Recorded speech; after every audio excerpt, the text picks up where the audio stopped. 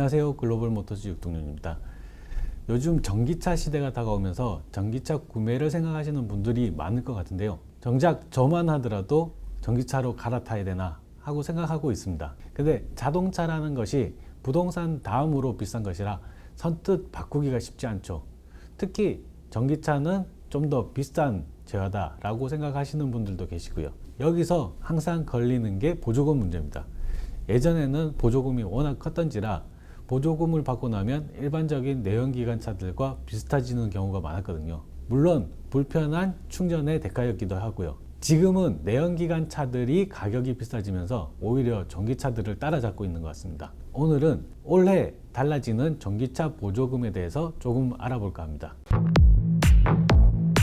우선 올해 100% 보조금 지급 대상은 5,700만원 미만입니다. 원래 5,500만원에서 200만원이 상향 조정됐습니다. 8,500만원까지의 50% 그리고 8,500만원 이상의 미지급 대상은 기존 그대로입니다. 조금 완화된 것 같지만 정부에서는 차등 지급이라는 카드를 들고 나섰습니다.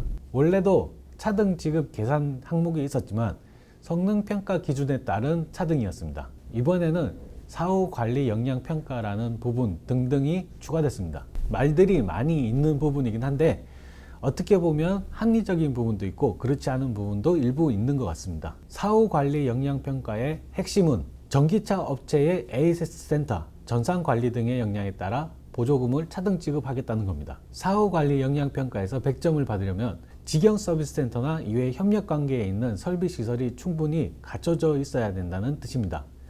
여기서 100점은 사후평가 부분에서 산출되는 보조금 100%를 말합니다. 서비스 센터가 부족하다거나 전산 시스템이 없는 상황이라면 둘 중에 하나라도 조건을 충족하지 못하는 경우입니다. 이 경우에는 80점을 받습니다. 해당 보조금을 80%로 계산한다는 뜻입니다. 직영 서비스 센터냐 아니면 협력업체의 서비스 센터냐에 따라서도 점수가 조금씩 달라지는데요. 이 부분이 조금 복잡한 게 있는데요. 결국 수입차 대부분이 협력 서비스 센터를 이용하고 있는지라 아무래도 수입차에게는 불리할 수밖에 없는 상황입니다. 사후 관리 역량 평가 말고도 보급 목표 이행 보조금, 충전 인프라 보조금, 혁신 기술 보조금이 지급되는데요. 환경부가 정한 저공해차 보급 목표를 달성한 브랜드는 최대 140만원까지의 이행 보조금을 받을 수 있습니다. 또 최근 3년 내 급속 충전기를 100기 이상 설치한 곳에서는 전기차 충전 인프라 보조금이라는 명목으로 20만원의 추가 보조금을 또 받습니다. 혁신 기술 보조금이라는 것도 있는데요. 현대차에서 내놓은 V2L 양방향 충전 기술을 대놓고 지원해 주는 것이라고 생각하면 될 것 같습니다. 수입차 중에서도 혁신 기술이 나온다면 이 보조금은 또 금방 사라질지도 모르는 일이라 좀 애매한 부분이 있기도 합니다. 이렇게 보니 사실 복잡하기도 합니다. 쉽게 알아들을 수가 없고요.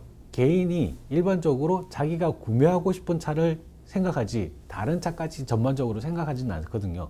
보조금을 실제로 내가 구매하려고 하는 차들이 얼마 정도 받을 수 있는지 그거를 한번 살펴보도록 하겠습니다. 일단 국산 전기차는 대부분 보조금 지원 금액을 꾹꾹 눌러 담아 다 받습니다. 국고 보조금과 지방 보조금을 더한 것으로 서울시 기준으로 한번 보겠습니다. 아이오닉 6 같은 경우에는 롱레인지, EWD, 4WD 관계없이 모두 860만원을 최대로 받습니다. 아이오닉 5는 스탠다드 EWD 19인치 휠 착용 모델의 경우 3만원이 적은 857만원을 받고 올휠 드라이브 롱레인지 20인치 모델이 823만원, 올휠 드라이브 롱레인지 19인치 모델이 825만원을 받습니다. 아이오닉 6는 아이오닉 5보다 소폭 작은데요. 아무래도 성능평가 부분에서 감점이 있지 않았나 싶습니다. 이외에 GV70 올휠 드라이브 19인치 모델의 경우는 426만원을 받습니다.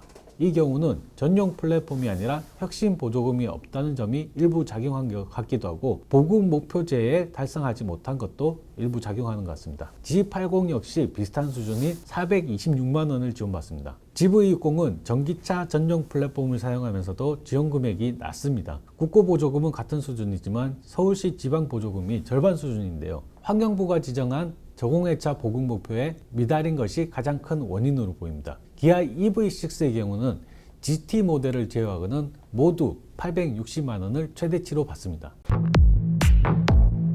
자, 다음은 수입차인데요. 수입차 모델들은 또 워낙에 많은지라 일일이 다 살펴볼 수는 없고 브랜드별로 가장 보조금을 많이 받는 모델과 가장 적게 받는 모델을 비교해서 한번 말씀을 드리겠습니다. BMW 그룹 코리아에서는 미니 SE 모델이 704만 원을 받습니다. 주행거리는 길지 않지만 판매 목표치도 어느 정도 달성됐다는 뜻이기도 한 것 같습니다. 가장 적게 받는 차종은 BMW iX3입니다. 사후관리 서비스 체계가 다 갖춰진 한국 GM의 쉐보레 볼트와 볼트 EV의 경우도 806만 원의 보조금을 지원받을 수 있습니다. 스텔란티스 코리아에서는 푸조 E208 모델이 612만 원으로 가장 많이 받고 푸조 E2008 SUV GT 모델이 553만 원으로 가장 적게 받습니다. 벤츠 코리아는 전반적으로 적게 받습니다. EQB 300 모델이 347만 원이고요. EQA 250 모델이 345만 원을 받습니다. 폴스타의 경우는 싱글 모터와 듀얼 모터의 차이가 상당히 큽니다.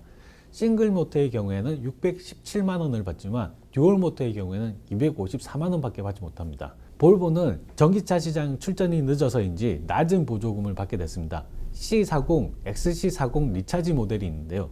각각 268만원, 256만원을 받습니다. 폭스바겐 그룹에서는 폭스바겐 ID4 프로가 706만원의 보조금을 지원받습니다. 아우디 Q4 스포트백 e-tron 40 모델은 319만원을 받습니다. 아우디의 경우 Q4 e-tron이 국내 성능 평가 기준에 맞지 않아 보조금 구간에 들지 못했습니다. 그리고 가장 궁금해하실 것 같은 테슬라의 경우에는 이것저것 따질 것 없이 보조금 지원 금액에 든 모델 같은 경우는 모두 328만 원을 받게 됐습니다. 테슬라는 언제 어떻게 가격이 바뀔지 몰라 그때그때 살펴보는 것이 좋을 것 같습니다. 참, 쌍용차에서도 코란도 이모션이 보조금 구간에 들었습니다. 서울시에서 구매하면 최대 768만 원의 보조금을 지원받을 수 있다고 합니다.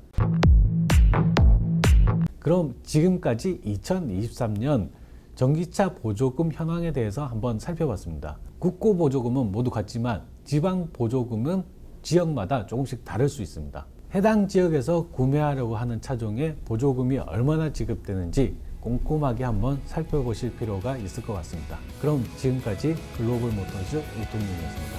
고맙습니다.